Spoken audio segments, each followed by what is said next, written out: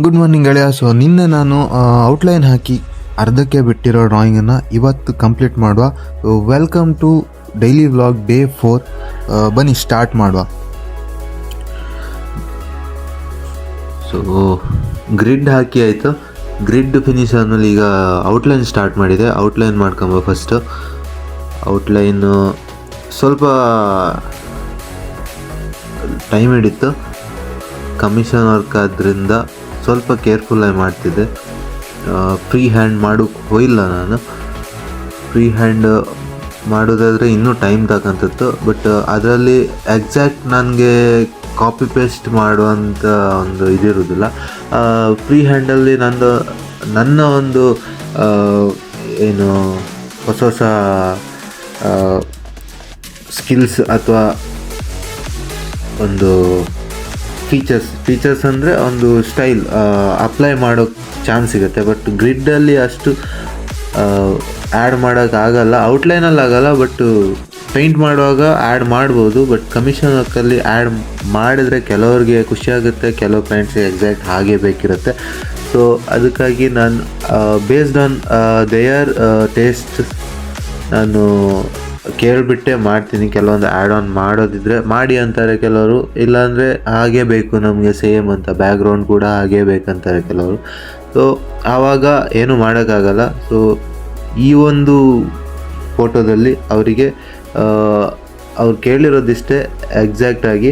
So ಆ ಒಂದು ಫೋಟೋದಲ್ಲಿ ಡಿವೈನಿಟಿ ಸ್ವಲ್ಪ ಕಾಣಬೇಕು, ಫೀಲ್ ಆಗಬೇಕು ಅಂತ. ಸೊ ಹಾಗಾಗಿ ಆ ಫೀಲ್ ಕೊಡೋಗೋಸ್ಕರ ನಾನು ಸ್ವಲ್ಪ ನನಗೆ ಫೀಲ್ ಬರಬೇಕಲ್ಲ ಡ್ರಾಯಿಂಗ್ ಮಾಡಬೇಕಾದ್ರೆ. ಸೊ ಹಾಗಾಗಿ ಸ್ವಲ್ಪ ಕೆಲವೊಂದು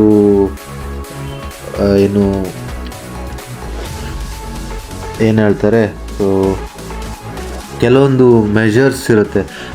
ದೇವರದ್ದು ಪೂಜೆ ಮಾಡಬೇಕಾದ್ರೆ ನೀವು ಹೇಗೆ ಕೆಲವೊಂದು ಪದ್ಧತಿನ ಪಾಲನೆ ಮಾಡ್ತೀರಾ, ಆ ಥರ ನನಗೆ ಗೊತ್ತಿರೋ ಕೆಲವೊಂದು ಕ್ರಮಗಳನ್ನ ತಗೊಂಡಿದ್ದೀನಿ.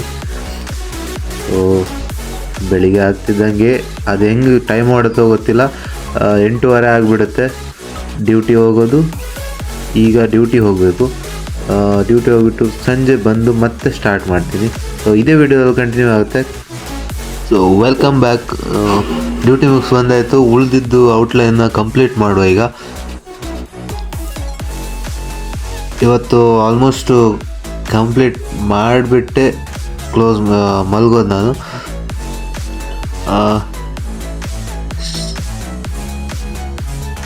ಉಳಿದಿದ್ದು ಪೇಂಟಿಂಗ್ ಇದೆಲ್ಲ ಕೆಲಸ ನಾಳೆ ಔಟ್ಲೈನ್ ಫಿನಿಶ್ ಆದಮೇಲೆ ಸ್ಟಾರ್ಟ್ ಮಾಡುವ.